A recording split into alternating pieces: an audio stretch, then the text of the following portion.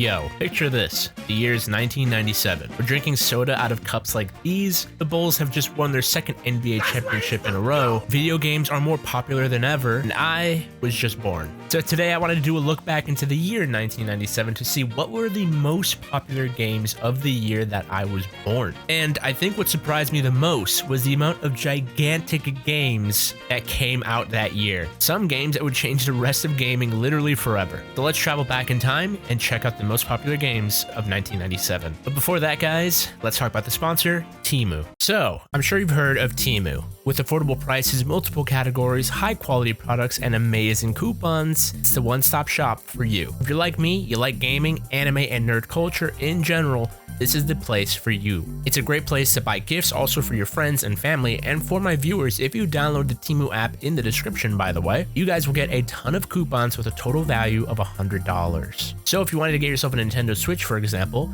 make sure to click my exclusive link. The price right now is $299, but if you use my code, you'll get a ton of coupons, and if you use a $100 coupon on the Switch, it becomes $254 after tax, which is way cheaper than normal retail price. Temu have actually sent me a ton of gifts as well to show you guys, like this handheld device that plays games. Check it out, I'm playing Pokemon Blue right now. It also kind of looks like a Switch, which is kind of funny. I also got a retro keyboard, which actually works perfectly, and it looks awesome. You guys can click the links in the description if you guys want to get these exact items too. Besides the coupons, they also have discounts across the entire store, including free shipping. And if for some reason you don't like your purchase, there are free returns up to 90 days. So you guys can shop with no stress. So guys, make sure to use my code, click the link in the description to download the app, buy yourself something nice, buy your dog a gift, buy your grandma a gift, and of course, thank you to Temu for sponsoring this video. Let's get back to your regularly scheduled programming.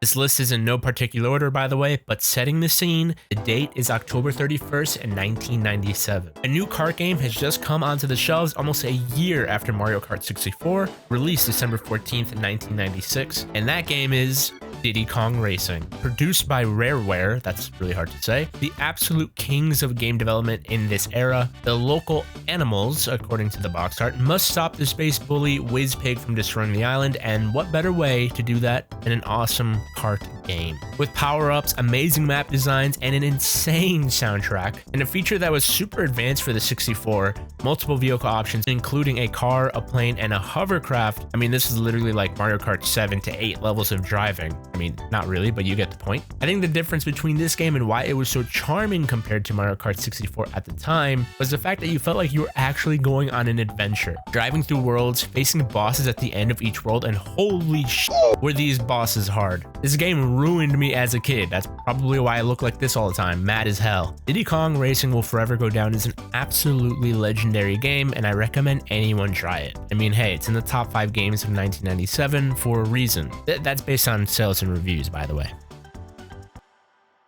So to fully preface this, I've never played this game before, but man, does it have an amazing soundtrack.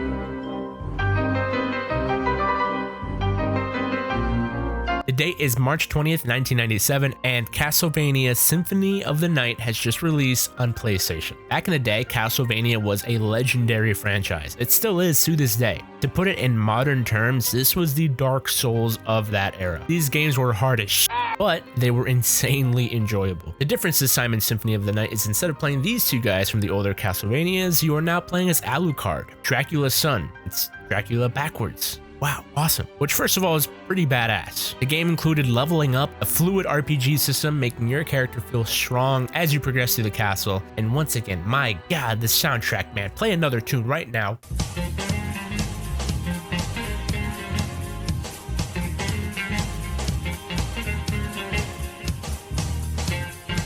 Alright, after this video, I gotta play this game 100%.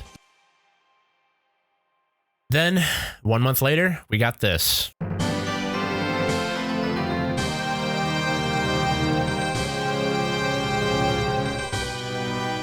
Oh yeah, Star Fox 64, baby! This game was what kids of our age thought the future was going to look like. You know, this game, you remember this game? This is what kids in the 80s had for spaceships. And now fast forward to the end of the 90s and you could literally fly one of those. With the Lilat system being invaded by Andros, the boys have to jump into battle to save the galaxy. I mean, how cool is this game? I think what makes this game so special is how attached you can get to your crew, the ability to choose your adventure, and the fact that there are mode changes like an exploration phase, a boss battle phase. Dude, this game is nuts. Is it fun? My God, is it fun? I don't really have much else to say. You shoot stuff, you go burr. This game is just a banger. Go play it. Dude, just go play the game. It's on the Switch thing. It's on the Switch Pass. Just go play.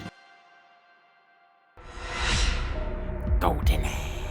Who here would say that it's one of the greatest shooters of all time?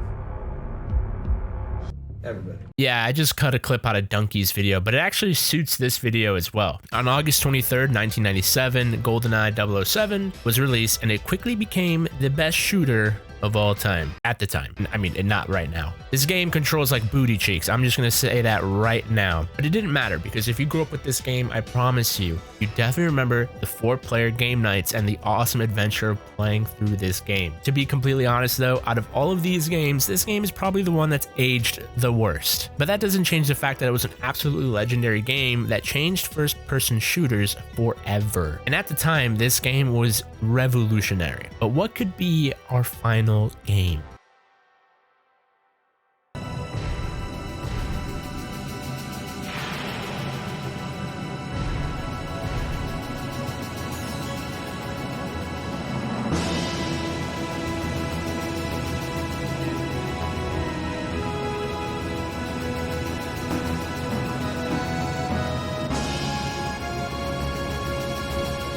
I bet you didn't see that coming. January 31st, 1997, Final Fantasy VII was released on the PlayStation. Now, I'm sure the thought that just came to your head was, what? This game came out in 97? And yes, this insane masterpiece that changed JRPGs literally forever was released all the way back in 1997. This game was so big, it had 3 discs on the inside. That's how large this game was. I don't really know how to describe this game to a person who's never played a Final Fantasy game before, but it was one of the most captivating stories with an amazing soundtrack and an amazing cast. It's like a movie. Final Fantasy VII is literally like a movie. If you haven't experienced it, I truly recommend you do. I mean, dude, it has Cloud and Sephiroth in it. Come on, look at these guys. They're freaking awesome. So yeah, that's it. The 5 most popular games of 1997, according to a 5-minute search by me on Google. Have you played these games and which one's your favorite? Also, let me know which year should we do next, maybe? And as always, guys, thank you for watching, and I'll see you in the next one.